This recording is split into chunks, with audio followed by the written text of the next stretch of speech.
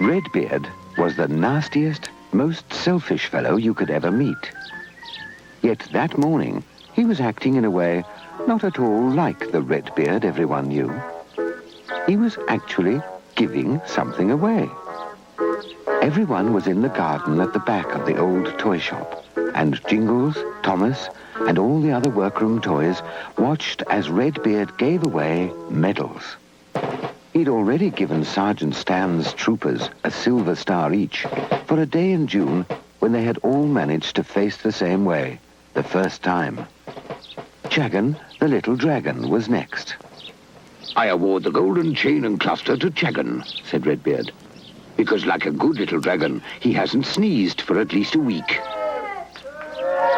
It was a fine-looking medal, and everyone cheered. But then came trouble. You see, Chagan was so excited with his medal that he began to blow smoke. He always did that when he was nervous, and that could only mean one thing. Don't you dare, warned Redbeard. But it couldn't be stopped. Chagan's smoke always made him sneeze. He simply couldn't help it. Bless you, Chagan, said Squeaker, who was waiting with Trouble and Bubble, the silly spies. Redbeard was furious. You wait, he said. You just wait. Chagan didn't like the sound of that at all. Sneeze, would you? Redbeard said. I'll see you later. As Redbeard moved up the line, Chagan decided it was a good time to be off. With a bit of luck, he thought, Redbeard just might forget all about it. And he slipped away as quietly as he could. To Sergeant Stan, Redbeard awarded a special gold star for patience. With his troopers, he needed a lot of that. To Little Trumps, Redbeard gave the Grand Cross of Music. Everyone liked Trumps and the sergeant, and they all cheered again. Blow us a note, Trumps, my boy, said Redbeard. A note, sir? Trumps gulped. Yes, any note you like. Shaking in his boots, Trumps lifted his bugle. Good lad, said Redbeard. But when Trumps blew, it was simply awful. A terrible noise. But it was the best he could do. Stop it, Redbeard hissed. Stop it at once. Sorry, sir, said Trumps. You'll be sorry, all right. Report to me later. Redbeard stormed off, leaving a very unhappy Trumps. Trouble and Bubble, the silly spies, were next. To Trouble and Bubble, for being such good and loyal little spies, I award the Grand Order of the Eye. Everyone booed. You a superb person, master, said the spies.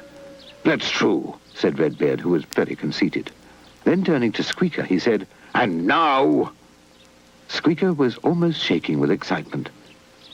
It was his first ever medal. And now, repeated Redbeard, I declare this medal ceremony finished. Finished? Yelled Squeaker. Well and truly finished, said Redbeard firmly. But what about me? You made me keeper of the keys. And you promised. I've changed my mind. But you can't, said Squeaker. I just have.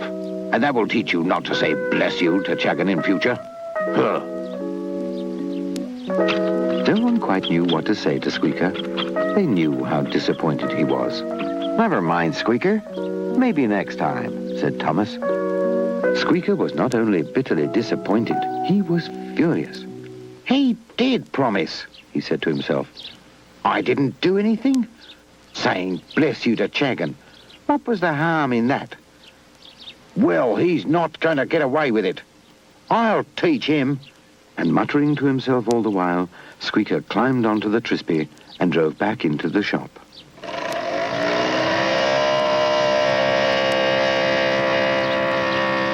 And he did get his own back. You see, Redbeard had forgotten that he'd made Squeaker the keeper of the keys.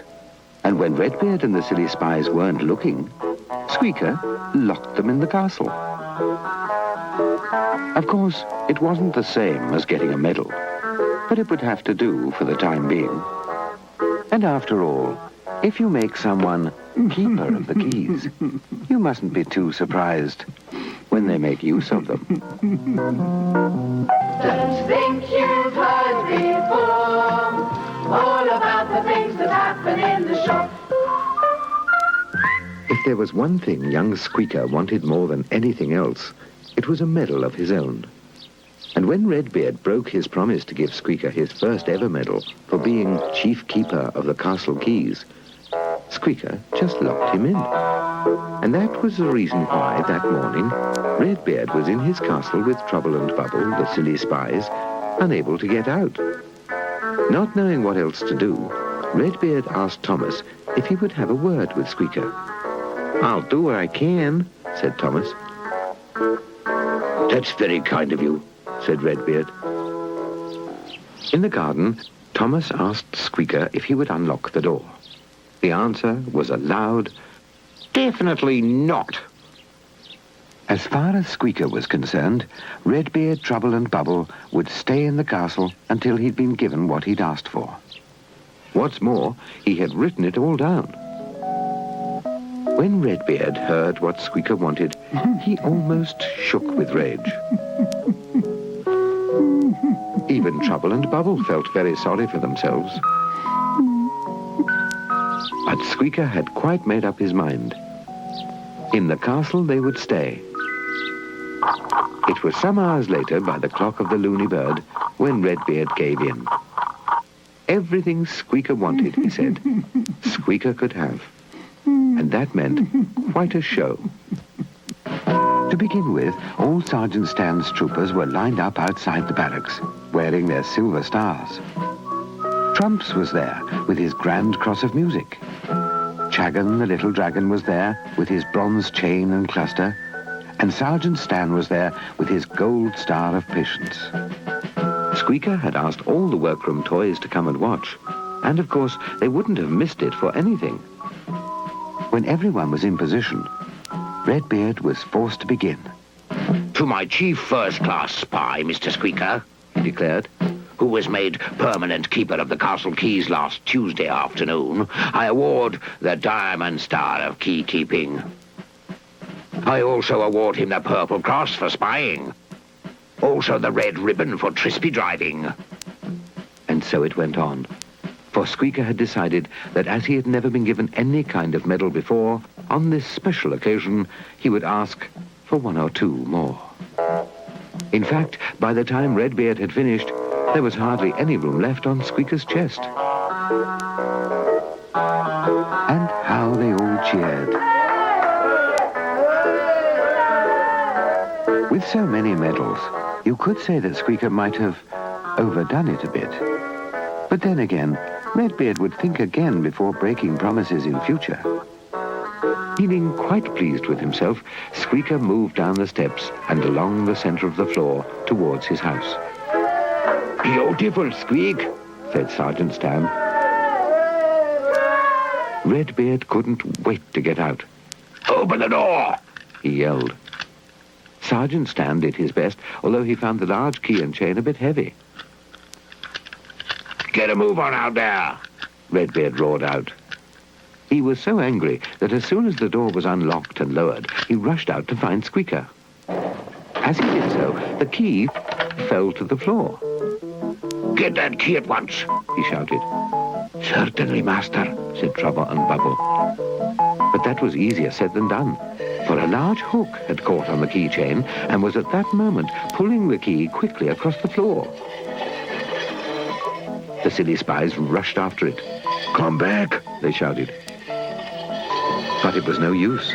As fast as the silly spies moved, the key moved that little bit faster.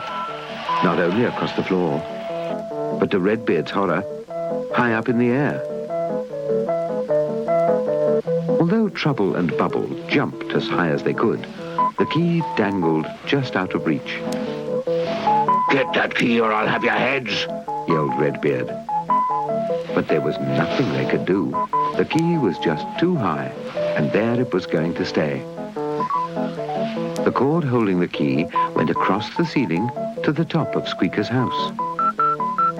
Down the wall it came, where it was fixed to yet another lock. And guess who had the key to that? Right first time, Squeaker. I'll never give you another medal, Shouted Redbeard. I'll have your head. I'll clap you in jail. But it was not going to be that day, or even the day after, and certainly not while Squeaker was keeper of the keys. Don't you think you've heard before all about the things that happen in the shop? It was not often that the workroom toys had a party in the old toy shop, even when it was someone's birthday. The fact is, Redbeard had forbidden anything of the sort, unless, of course, it was meant for him. Well, that morning, Thomas had dreamt up a special party plan, and he and Mr. Chong and Freddy were very busy working it all out. There was no danger of Redbeard hearing the noise, as he always took a little nap at about that time. The loony bird watched from his clock, very puzzled at what was going on. At last, Thomas called out, "Come on, everybody, I think we're ready." Steered by Freddy, Tracker moved forward, pulling his wagon, his crane, and at the end of the crane, a new and strange-looking gadget.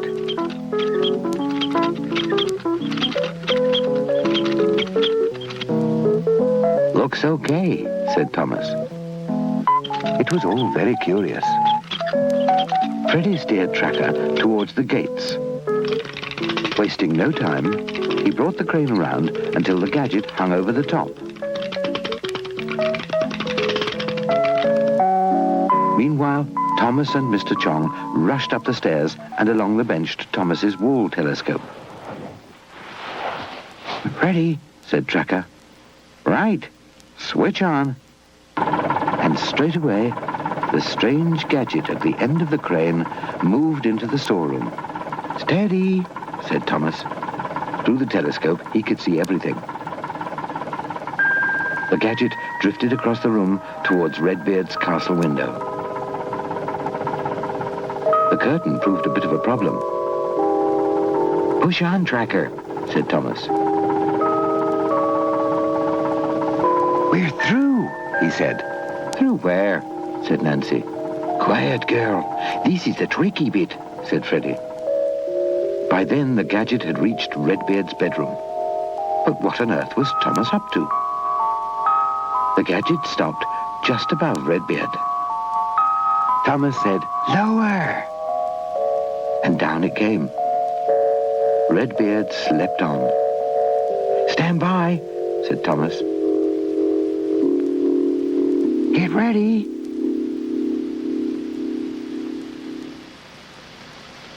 Now! The gadget clanged. "Wind in now, quickly!" And before you could say, "Nancy, ninepin," the gadget flew out of the castle, across the storeroom, back to the gates. "Good work, everyone," said Thomas, as he and Mr. Chong hurried to the stairs. Freddy steered Tracker away from the gates. Now, all they had to do was wait. And even by the crazy time of the loony bird clock, that wasn't long. From his castle, Redbeard howled. When the silly spies and Squeaker came into his bedroom, Redbeard had his head under a sheet and was making a terrible racket. "What is it, master?" said the spies. "Look!" he cried as he let the sheet fall. And what a sight he was. Enormous coloured spots covered his face. The silly spies were flabbergasted. Have you ever seen anything like it? Redbeard cried. "As a matter of fact, I have," said Squeaker, who knew all about the workroom toys plan. "They look like the Zanzibar wumps to me." The what? said Redbeard. "The Zanzibar wumps. And if I were you, I'd get out in the garden straight away. You need fresh air, quickly." Fresh air, immediately, cried Redbeard. Help, someone. And so it was the garden for Redbeard, and all by himself. Of course, there was nothing wrong with him at all. Those funny spots the workroom toys had stuck on him, the Zanzibar wumps, were only round pieces of coloured paper, which were already beginning to drop off.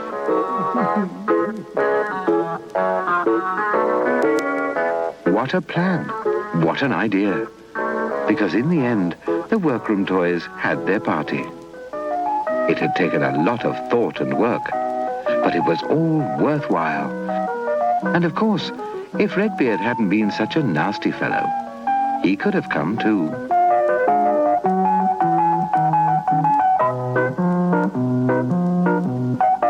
Don't think you've heard before all about the things that happen in the shop.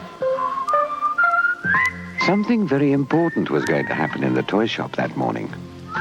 It was easy to tell because for hours Sergeant Stan's troopers had been practicing marching. And they only did that on extra special occasions. By the clock of the Looney Bird, it was time to begin. The troopers had finished practicing and were in position in the workroom. Tracker, Benjamin, Jingles and Mr. Chong, Freddie, Thomas and Nancy had all come out to watch. At that moment, Sergeant Stan, who was with Squeaker, called out, "Attention, if you please, for the Right Honourable Master Redbeard."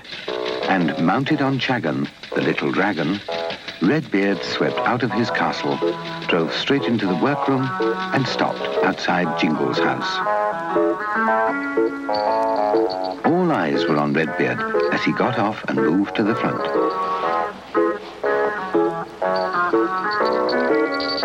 "Very nice ride, Chagan, my boy," he said. Chagan shook his head in disbelief. Redbeard had never spoken to him so nicely before. Not only that, Redbeard was humming to himself as he went through the corner doorway and up the steps to the top of the bench. He was going to make a speech. He always went upstairs to do that. Everyone moved to the middle of the floor to get a better view. It must be something very special, thought Benjamin. Redbeard came to the edge of the bench. "Good morning, all," he said. "What's up with him?" said Freddie. "Search me," said Thomas. "You will be pleased to know that I have decided to call this a Be Nice to Everybody Day." "I don't believe it," said Sergeant Stan. "Nor me," said Squeaker. Thomas called out, "Jolly good idea." "I knew you'd like it. In my opinion, it's time we got on much better." "And about time," thought Benjamin. "So I won't keep you any longer," Redbeard went on.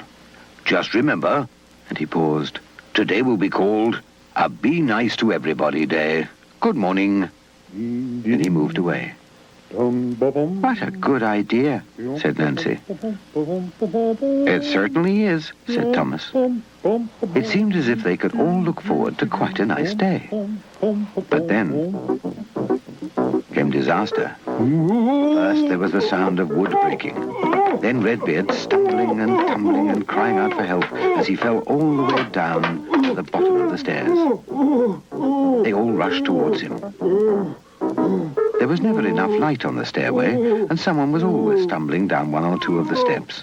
But no one had ever had a fall quite like this one before. Redbeard lay there moaning and groaning. "Oh," he cried, "it hurts! Help, someone!" And then, although it wasn't a bit funny, Squeaker laughed. "Ha!" was the noise he made. He didn't mean to. It just popped out before he could stop it. At once, Redbeard stopped moaning and lifted his head. "So, someone thinks it's funny, do they?" he said, looking straight at Nancy. "Me," she cried, "but I didn't do anything." "Well, someone did," he yelled. "I heard them." "But it wasn't me." Squeaker tried to tell Redbeard that he was the one who'd laughed.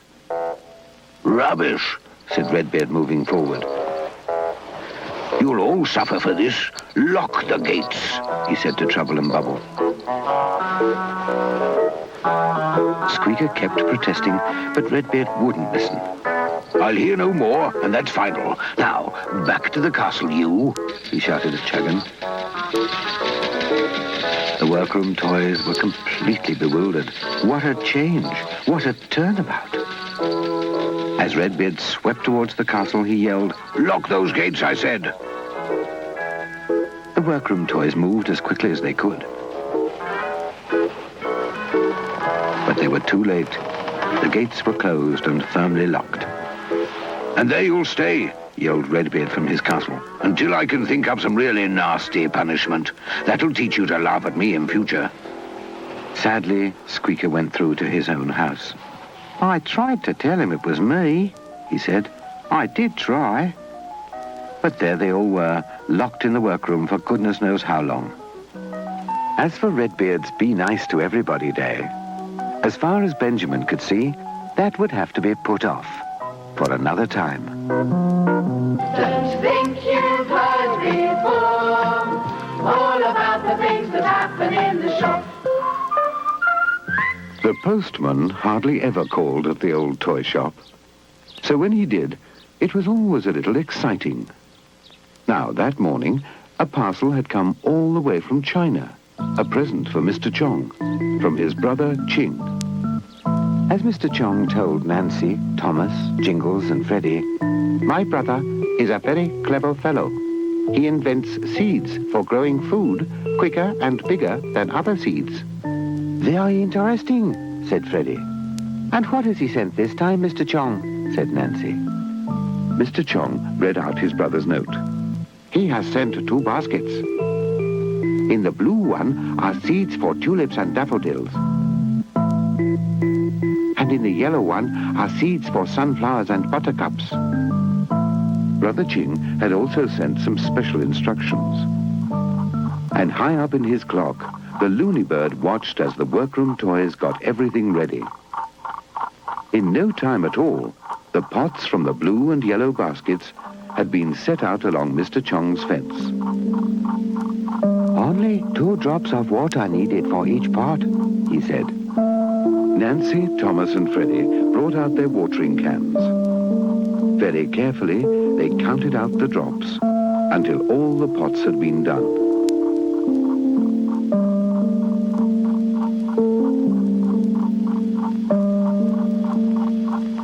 What do we do now? We wait for things to happen, said Mr. Chong mysteriously. And so they all waited and watched. It was the tiniest bit creepy.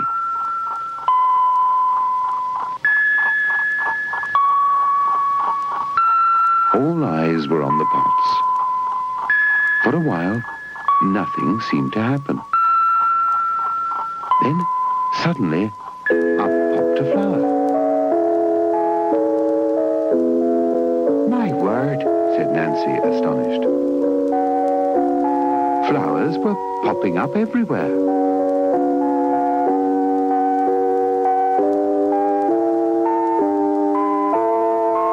I don't believe it, said Thomas.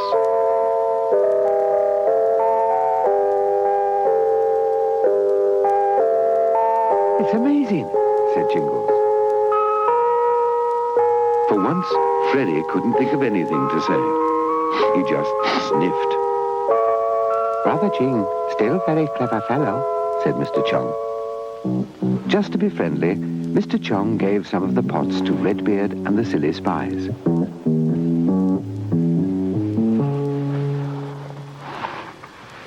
With the scent of the flowers in the air and all that colour, there was only one thing for it, a song from Jingles. Something to fit the occasion.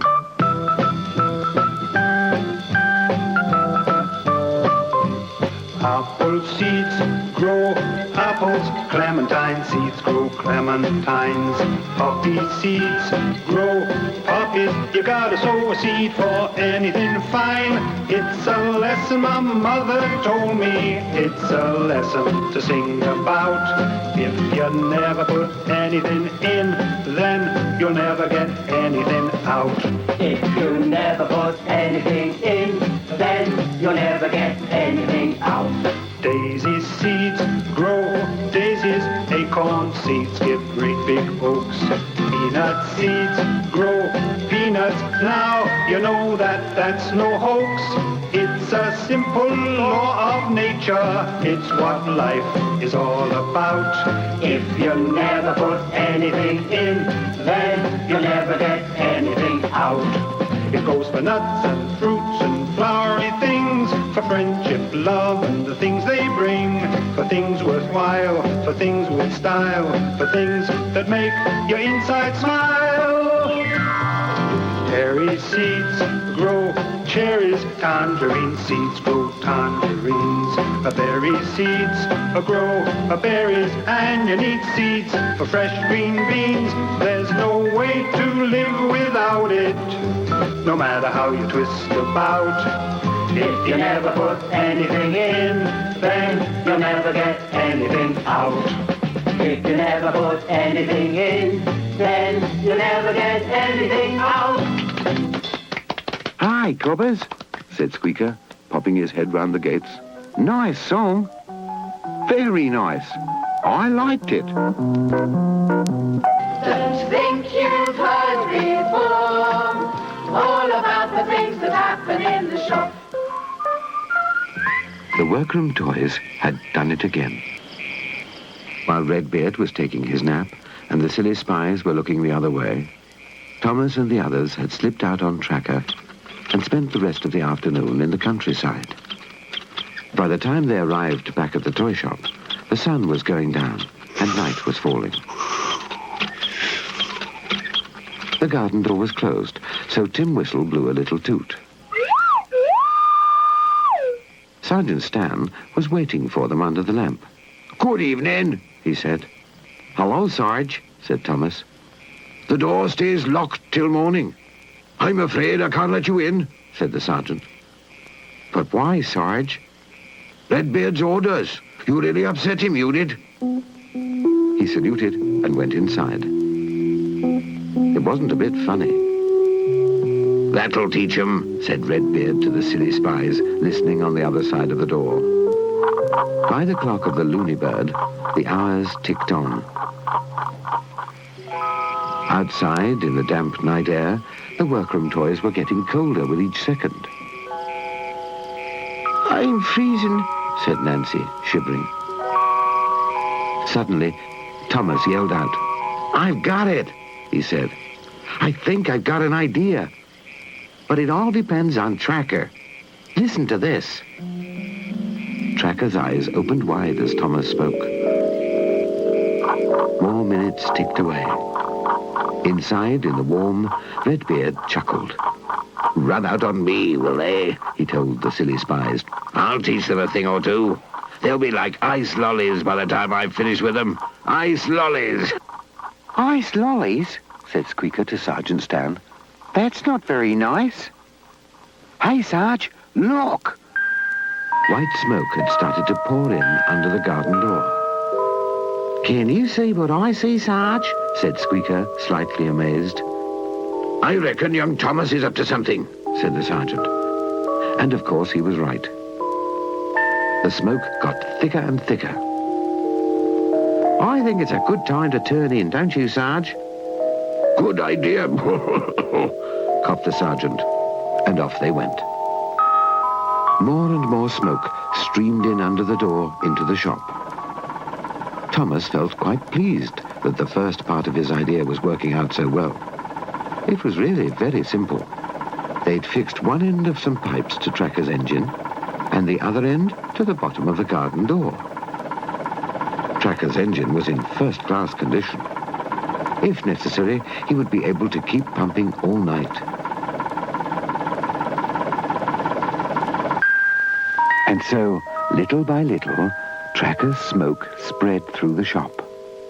It drifted past the barracks, past the fireplace. It crept up the castle walls and into Redbeard's bedroom. Of course, it wasn't long before Redbeard rushed to the castle window. What? He coughed. What's happening? The silly spies ran to him. Suddenly very foggy, Master, they said. Whatever it is, open the door. I want some air in here, immediately. The silly spies hurried away, not knowing that this was exactly what Thomas had planned. Be quick, Shouted Redbeard. or I'll have your little heads. Trouble and Bubble furiously turned the handle that opened the garden door. Look, Freddy shouted. The door was moving. Tracker stopped pumping and quickly hauled in the pipes. Stand by, everyone, whispered Thomas. The spies kept turning the handle and the garden door rose higher and higher. Ready, said Thomas. Steady. And when the door was high enough, go! Through the smoke, Tracker moved forward into the shop. Even though they were only inches away when he passed, the spies saw nothing. And neither did Redbeard. The workroom toys got out of the wagon and thanked Tracker for all his hard work. It was good fun, he said. What a day, said Nancy. I'll sleep like a log tonight, said Thomas. They all would, even Redbeard. Especially as he was quite sure that the workroom toys were still outside in the cold. But when he found they had slept warm in their beds after all, well, that was another day. And another story. Don't you think you've heard before all about the things that happen in the shop? The village in which the old toy shop stands is called Skittle Town, and a very nice and peaceful place it is. So why Nasty Redbeard was always dreaming up things that were neither nice nor peaceful, no one knew. But that morning, in the garden at the back of the old toy shop, he seemed to be doing it again. Jingles and Thomas were watching through a grating. What is it? Said Freddy, rushing in. With Redbeard and the silly spies looking on, Nancy and Squeaker were tied to two poles fixed firmly in the ground. I'm going to make an example of you two, Redbeard was saying nastily, as a lesson to all workroom toys who disobey my orders in future. And with the troopers standing close by, that could only mean the firing squad. Of course, as the troopers only fired tiny corks, nothing very serious could happen. But that didn't mean it wouldn't sting a little. Wasting no time, Thomas, Jingles and Freddy put their heads together to try and think of some way to help Nancy and Squeaker. By the clock of the Looney Bird, it was less than a minute before they had come up with an idea. Come on then, said Thomas. We'd better hurry. You see, there wasn't much time. At the stroke of 10, by the village clock, growled Redbeard. And the clock was already showing 2 minutes to 10. 10 o'clock on the dot, repeated Redbeard. And not a second later. He moved to a safe place behind the troopers. Check muskets, he called out. If something was to be done, it had to be done at once. Quickly, Mr. Chong, Thomas called out. Sorry, everyone. Not easy to get Box to wake up. The magic box. So that was their plan. We must hurry, said Thomas as the box slid into position. Outside, Redbeard gave the order, load muskets. Kalang wow, commanded Mr. Chong. At once, the lid of the magic box opened. The wheels began to spin. The box began to hum. Lights flashed. And the magic meter rose. When the meter was at its highest, the magic would begin to work. But what on earth could it do in time? The village clock struck the first note of 10. Prepare to fire, said Redbeard. The troopers were ready. Nancy and Squeaker were quite calm. Take aim, said Redbeard. Thomas called, Now, Mr. Chong, Walang Hao. With Mr. Chong's second command, the magic box hummed and spun and flashed even more. Get ready, said Redbeard. Nancy and Squeaker prepared for the worst. Then suddenly, Squeaker, whose mask was falling down, shouted, "Hey, Nancy, look!" "My word! They're there!" What she wanted to say was that the troopers' rifles were curling up at the ends. And they were. All of them. "It's working!" cried Thomas. Everyone else could see that the rifles were bending up at the ends, except Redbeard and the silly spies. Fire! Yelled Redbeard. And fire they did. The little corks from the little rifles shot up in the air, flew over the heads of the troopers, and landed, can you guess where? Why, on Redbeard, Trouble, and Bubble. There were hundreds of little corks. Thousands of them.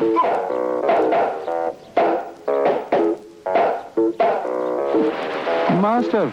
cried Trouble. "Help!" Impossible! Shouted Redbeard, who was much too busy shielding himself. "Would you believe it?" Squeaker said. Nancy couldn't. "My word," she kept saying. "My word." "Good old magic box," remembered Jingles. But the magic box was snoring away. A few seconds of magic was all it could manage before falling fast asleep. As for Redbeard's lesson, it would probably be some time before he put anyone else in front of the firing squad.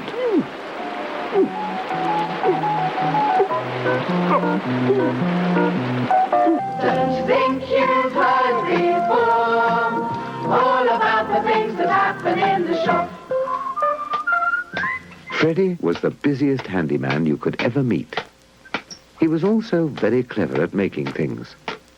So when he didn't have anything to fix or repair in the toy shop, he was usually busy on some new invention. That morning, he told Thomas, Nancy, Jingles, Mr. Chong, and Benjamin that he had something most unusual to show them. He was certain that not one of them had ever seen anything like it before. They could see that it was large, heavy, and covered in a huge white sheet. "What is it, Freddy? What have you made?" said Nancy. "I give you," Freddy called out, "the fantastic, fabulous, phantasmagorical stargazer." The sheet lifted up, and there it was, the stargazer. Freddy was right. None of them had ever seen anything like it before.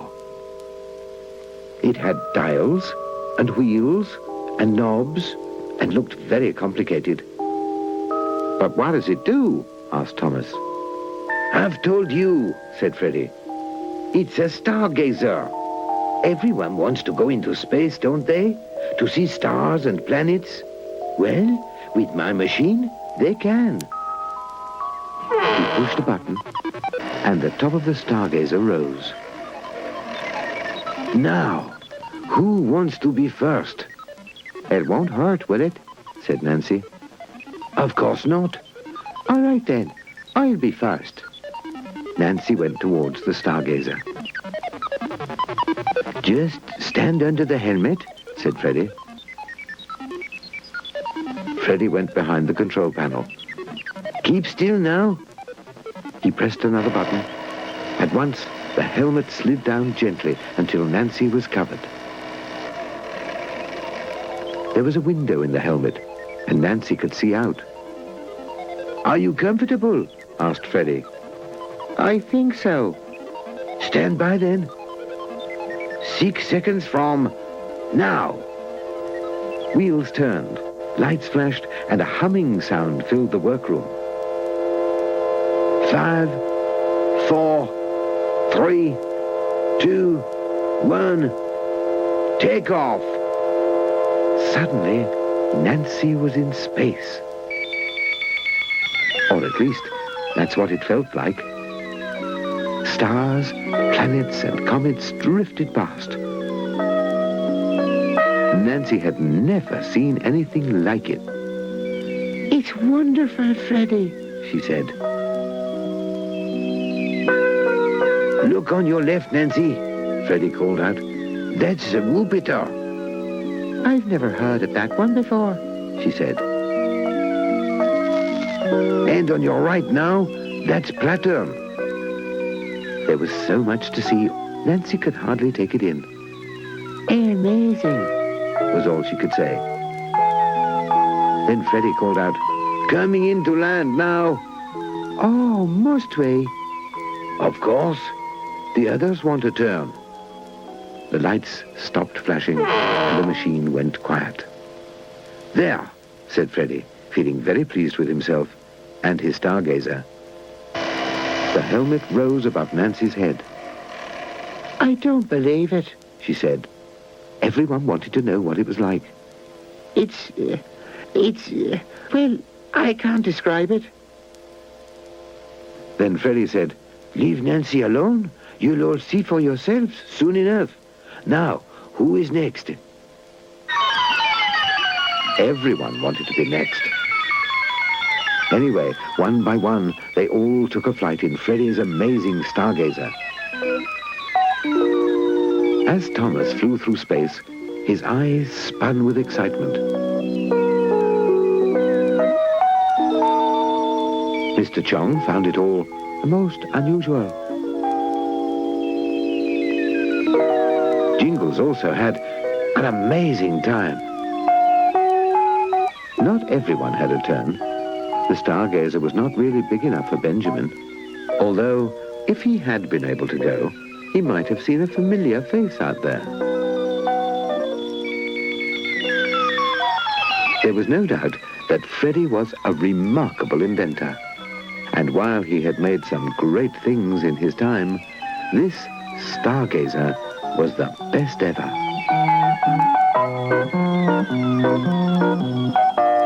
Just think you've heard before all about the things that happen in the shop. Although no one in the toy shop was ever surprised when Redbeard got up to one of his nasty little tricks, on one cold day, in the chilliest part of winter, he did one of the nastiest things you could imagine. Mounted on Chagan, he swept out of his castle and stormed into the workroom. Come on now, He called out. I want you all to hear this. All the workroom toys came out to see what was going on. And when everyone was present, he told Nancy that she had to leave the toy shop forever. And that's final, he roared. I need your house. So pack your bags and leave the toy shop immediately. But you can't mean it, she sobbed. I most certainly do. I'll give you 1 hour and not a second longer. Nancy could hardly believe her ears. Thomas, Freddie, and the others stood almost thunderstruck at the news. Back to the castle, shouted Redbeard. Who would have thought that even he could have been so cruel? Nancy was in a terrible state. There's no need to worry, Nancy, said Thomas. We'll think of something. But you heard what he said, she cried. In 1 hour, I've got to go. You'd be surprised what can happen in 1 hour, said Freddie. The hour went by, and except for Redbeard, everyone was very upset that Nancy was being sent away. The curious thing was that none of the workroom toys had even turned up. At least we've come to see you off, which is more than you can say about your friends, said Redbeard. Nancy was still too shocked to say anything. Chagon's tears simply fell in bucketfuls. Squeaker and Sergeant Stan watched sadly as Nancy moved towards the door.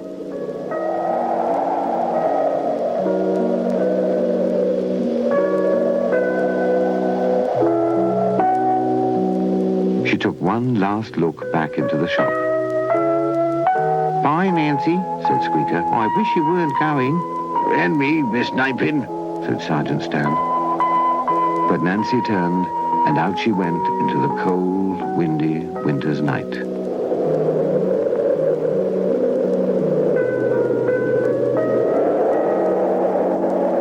It's not fair, said Squeaker. A crying shame. Come on, yelled Redbeard. Close the door. Do you want me to catch pneumonia? Squeaker went to turn the handle, and that seemed to be the end of that. Suddenly, his wagon fully loaded with the other workroom toys, Tracker drove straight for the garden door. What? Redbeard yelled. Where do you think you're going? With Nancy, of course, But you can't do that. he shouted. If she goes, we go. But that was just the beginning. After a quick word, Sergeant Stan and Squeaker streaked through the garden door. Hold on, wait a minute, we're coming too, What? was all Redbeard could splutter. Chagan, amazed, stopped crying. But it still wasn't the end. Company quick, march! And with that, the troopers moved off smartly. Redbeard was in a puzzled whirl as they marched past, right under his very nose. But you can't all leave. He cried. But they could. And they did. Poor Redbeard. You couldn't help feeling just a little sorry for him. His nastiness was always getting him into trouble. In the garden, the workroom toys sang and whistled to keep warm, and in fact had quite a good time. Of course, they knew that Redbeard would have to let them back in the end. Either that, or be left all alone in the toy shop with Trouble and Bubble. And what could be worse than that? Redbeard sent the silly spies out in the snow to try to get everybody back. When he was told that it must be all or none, he cried, "Then let them all in! All!" After some time, the garden door was raised, and back they came, quite pleased to be inside again, in the warm. Of course, by morning, Redbeard would recover and once again be his old, loud, bullying self. Even so, he would think twice before trying to send anyone else out of the toy shop in future. And if he did, why, that would be, without doubt, the start of another story. Don't think you've heard before all about the things that happen in the shop. Everyone in the toy shop knew that Redbeard had a secret which he kept firmly hidden under his hat. And they knew it because he never took his hat off, even when he went to sleep. Well, the workroom toys had thought of a way to get Redbeard's hat off his head, without his knowing, of course. And early that morning, with a special gadget that Freddy had made for the end of Tracker's crane, they got to work. The gadget was sent over the gates and into the storeroom. Without making a sound, it drifted through the air towards Redbeard's castle. Through his special wall telescope, Thomas could see everything that was going on. "Keep going," he whispered to Tracker. By then, the gadget was through the castle window and well on its way into Redbeard's bedroom. The gadget moved closer and closer to Redbeard's bed. "Take it down a bit," said Thomas. And down went the gadget until it touched and stuck with Freddy's special glue to the bubble at the end of Redbeard's hat. "It's there," said Thomas excitedly. "Up now." Up it went, gently lifting the bubble. It pulled and stretched. It could be only another second before Redbeard's hat was off and his secret was out. Suddenly, the voice of Trouble called out, "Master, Master, wake up!" The two silly spies had come to the castle window and could see everything. What? Yelled Redbeard. What's going on? "There's a thing on your head, Master," shouted Bubble. In a shot, Redbeard had sat up. Who dares? He roared. I'll pulverize them. I'll clap them in irons. "Wind in, quickly," shouted Thomas. "I can't," said Tracker, his engine straining hard. The gadget was stuck fast on the bubble and wouldn't budge. Tracker's engine pulled and pulled until, pong! The gadget was free. Like a flash, it flew back through the castle window to the gates. Redbeard could not have been more furious. Your words, and wondered what he was going to do. Make them pay, master, said the spies. Yes, I must think up something really nasty, said Redbeard. It didn't sound at all good for the workroom toys. It was a Monday afternoon, a time when they could all go out. The loony bird watched from his clock as the workroom toys got ready for a picnic by the river. With everyone aboard, Tim Whistle tooted them out of the workroom, across the storeroom, and through the open garden door. Suddenly, "Oh, no!" cried Tracker. There was a great pile of rocks across the track.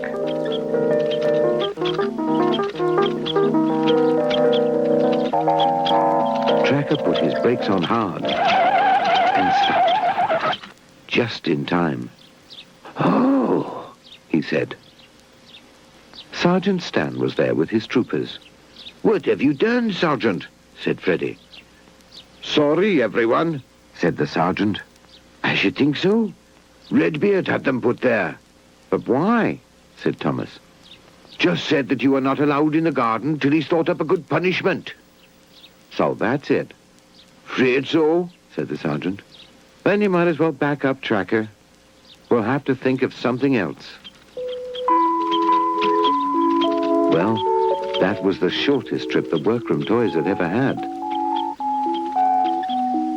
They spent the rest of the afternoon playing hide and seek. Perhaps it would have been better, after all, if they'd left Redbeard's hat alone. For at that very moment, he was driving through the forest with the silly spies, looking for the nastiest punishment he could find. I'll teach 'em, he said to Trouble and Bubble. They'll be sorry. I suppose it would have been quite interesting to learn the secret Redbeard kept under his hat. And who knows, maybe one of these days, the workroom toys will.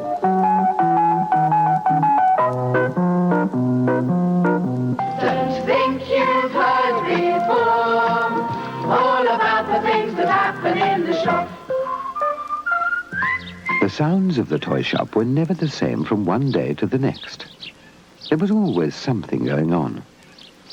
But that afternoon, it was so quiet, you could hear a pin drop, and more. For Trumps was in the workroom, crying. The others were in the garden, and Trumps thought he was alone. He was wrong. Jingles had stayed behind to do some music practice. "What's the trouble, Trumps?" said Jingles gently. Trumps was a bit shy at being found crying, but he decided to tell Jingles all about the trouble he was in. It had all started earlier that day. A big celebration had been planned for Redbeard's birthday, and nothing was going right. Sergeant Stan didn't know what to do. Not one trooper knew his left from his right, and getting them just to face the same way seemed almost impossible. At that moment, Redbeard stormed in, mounted on Chagan the Dragon. Your troopers are useless, he yelled. They're useless. Get rid of them. Now then, what about my birthday fanfare from Trumps? He demanded. Trumps could not have been more shocked. But, sir, he finds it a bit difficult, said Sergeant Stan. A fanfare I want, said Redbeard, and a fanfare I will have. Trumps trembled. Come on, my boy, he said. Let's have a sample. Now. Trumps had no choice. He lifted his bugle, and out it came. A terrible noise. Not a hint of music in it anywhere.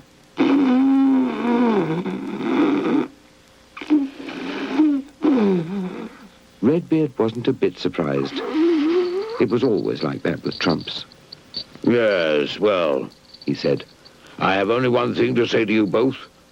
If I do not get an absolutely marvelous fanfare on my birthday, I'll clap you both in jail for at least a month. Good morning. Prison, Sarge? For a month? Trumps was horrified. Don't worry, son, Said the sergeant. we'll think of something. Trumps was worried. As far as he could see, there wasn't much they could do.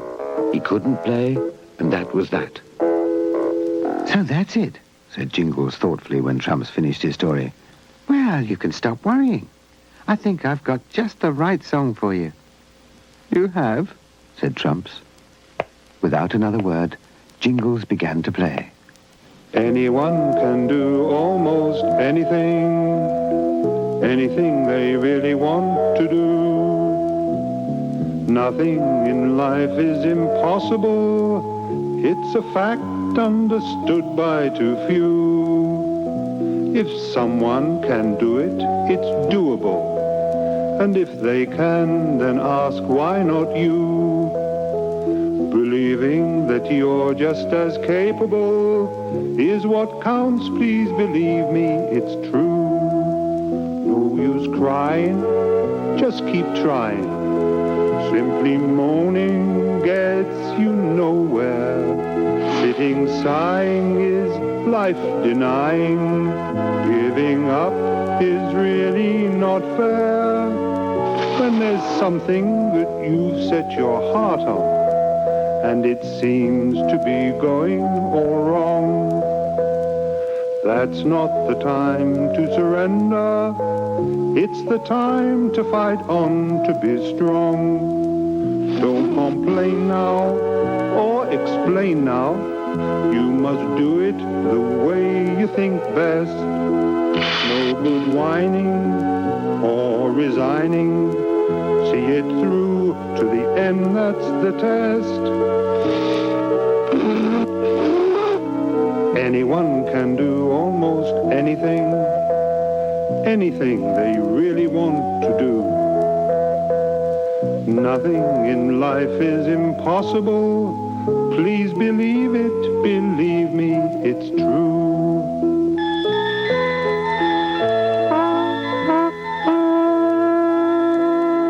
By the end of the song, Trumps had managed to blow a very good note indeed.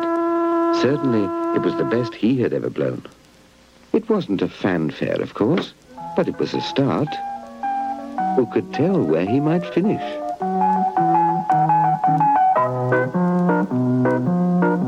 Don't think you've heard before all about the things that happen in the shop. It was a bright, sunny, and extremely hot afternoon in the middle of summer, and it was very stuffy indeed inside the toy shop. What everyone needed was a long, cool ride in the garden on Tracker. Although they knew that Redbeard would be furious if he found out, they decided to try it just the same. It didn't take them long to get ready. In only minutes, by the clock of the Looney Bird, Tracker had hitched up his wagon, and they were all aboard. "Let's go," called Thomas, and out drove Tracker. But what a noise he made. There was something seriously wrong, for a terrible squeaking sound filled the air. "What is it?" asked Nancy. "It's the wagon, I'm afraid," said Tracker. "The wheels need oiling." What a letdown. They would never get past Redbeard making all that noise. "Believe can solve problem," said Mr. Chong. "But how?" asked Nancy. "No real problem for magic box," he said. The box was on the luggage rack at the back of the wagon. "Do you think you can do it, Mr. Chong?" asked Thomas. "We can but try." And concentrating very hard, "Kalang wow," he commanded. Almost at once, the lid of the magic box opened.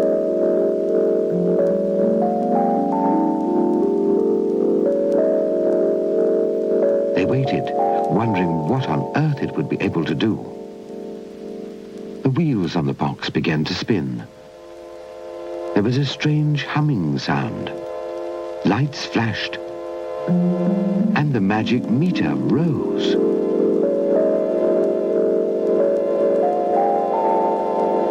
Everyone knew that when the meter was at its highest, the magic would begin.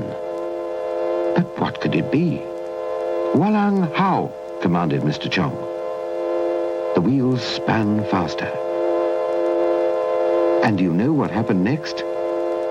Suddenly, Tracker's wheels began to lift off the floor. The wheels of the wagon, too. My word, gurgled Nancy, as she and all the others found themselves being lifted into the air.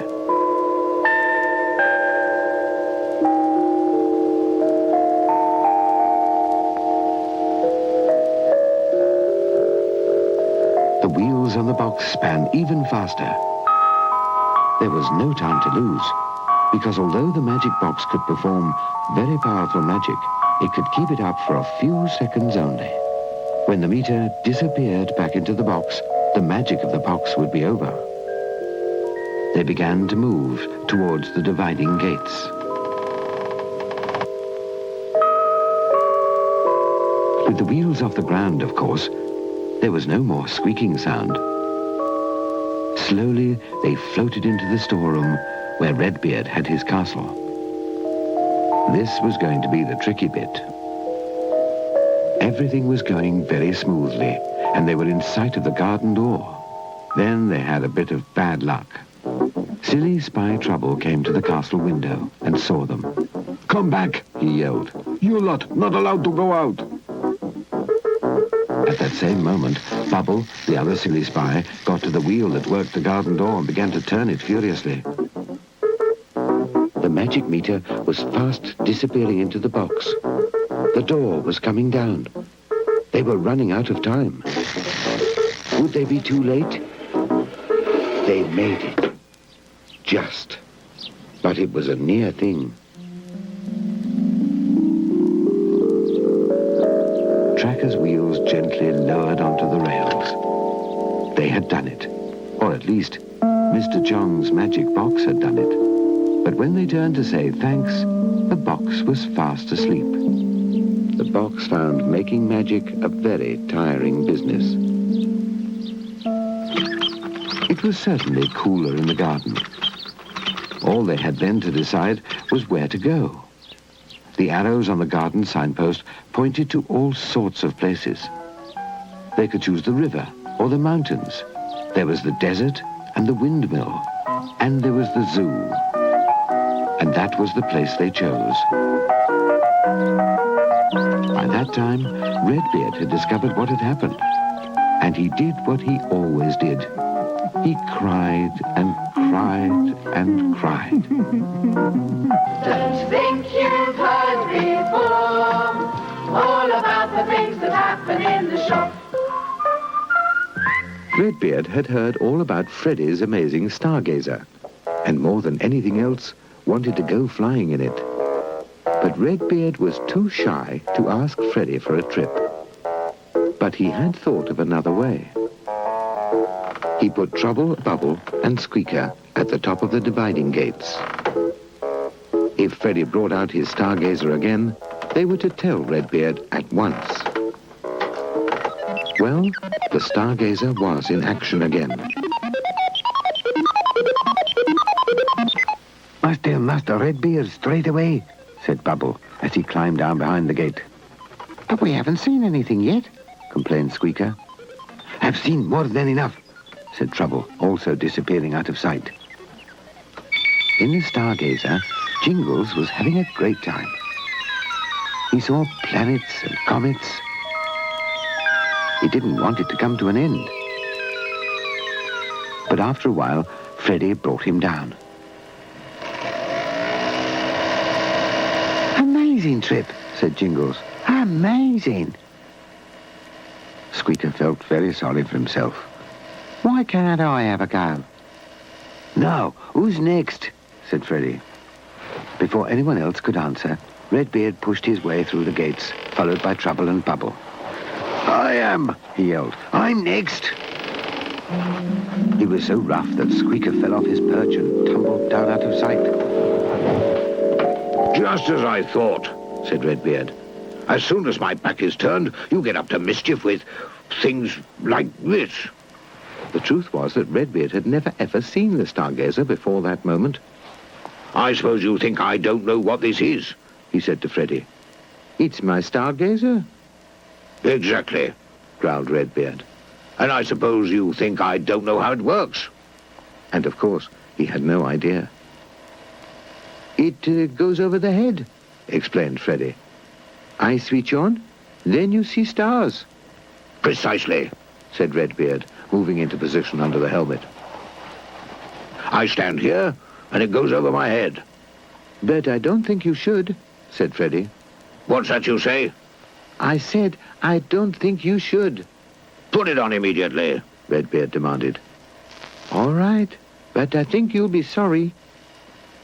Freddy went behind the control panel. I want to see stars, said Redbeard.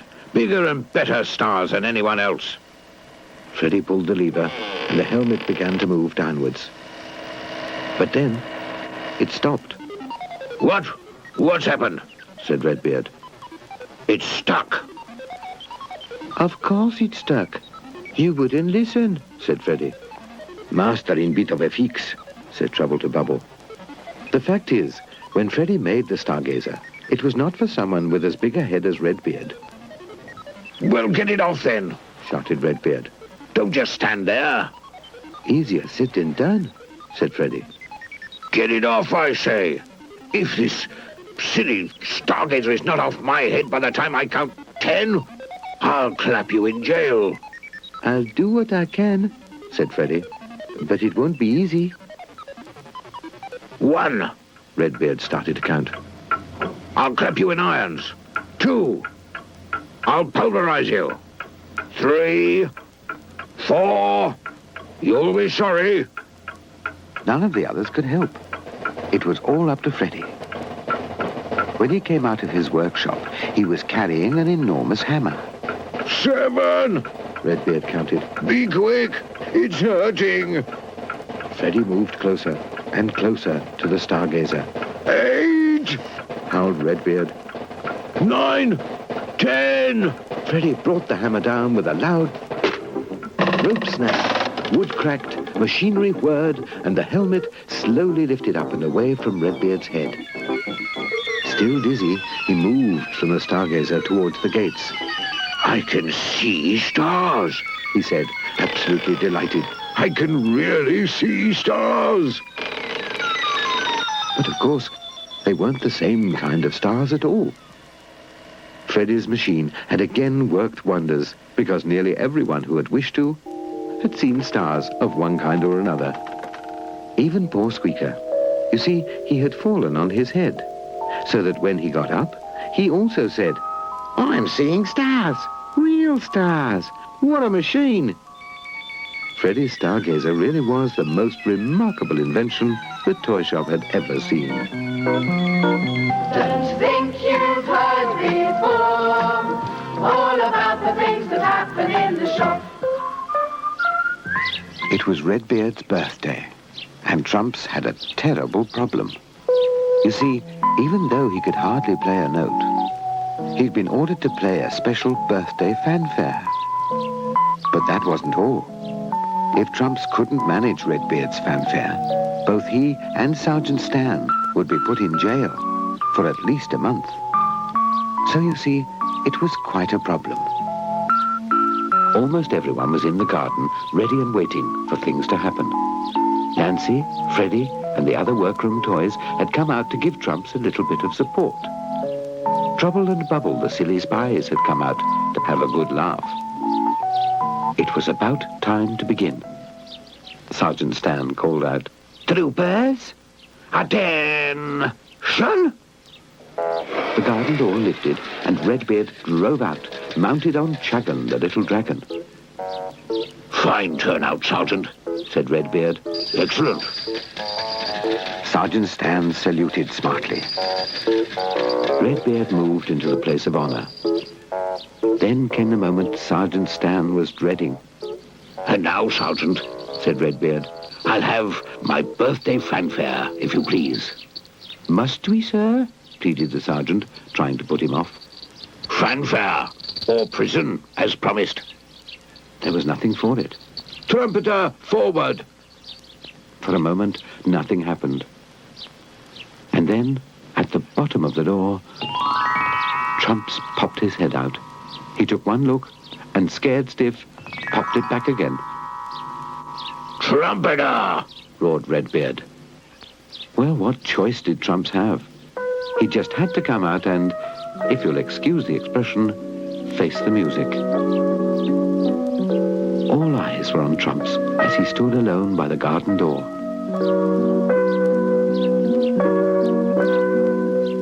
The workroom toys felt very sorry for him and wished they could have done something to help, but they couldn't. Sergeant! Yelled Redbeard. Sound fanfare! Called Sergeant Stan. This was it. Trumps slowly lifted the bugle to his lips. Sergeant Stan was shaking in his boots. What on earth would happen? What kind of sound would Trumps be able to make? Even Redbeard was very curious. It was now or never. And out it came. A most beautiful sound.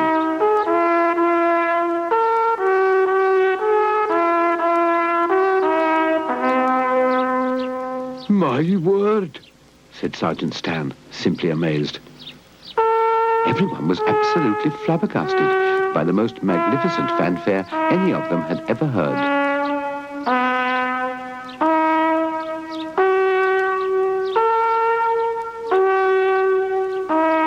Remarkable.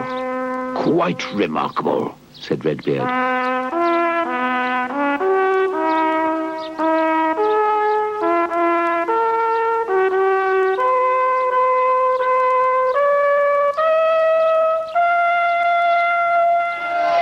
When Trumps had finished, they all cheered and cheered.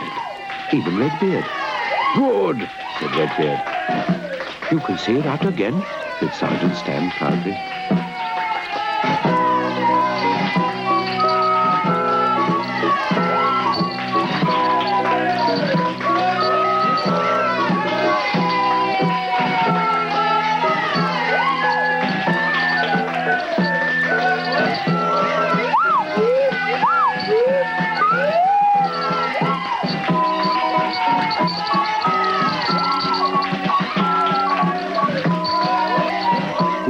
Thought it would turn out like this. Well, between you and me, there was someone who did. Jingles. For when he heard about Trump's problem, Jingles gave him some advice, and even more important, some bugle lessons. Which just goes to show that if you think you've got a problem, with a friend or two and a little bit of effort, you may find that it's not such a problem after all. Nancy was so pleased with Trumps and his music that she gave him a great kiss on his cheek. What was the poor chap to do? He blushed all over, pink and red, and wished he was anywhere else but there. Playing a fanfare was easy, he thought, but coping with kisses, that was quite a different matter.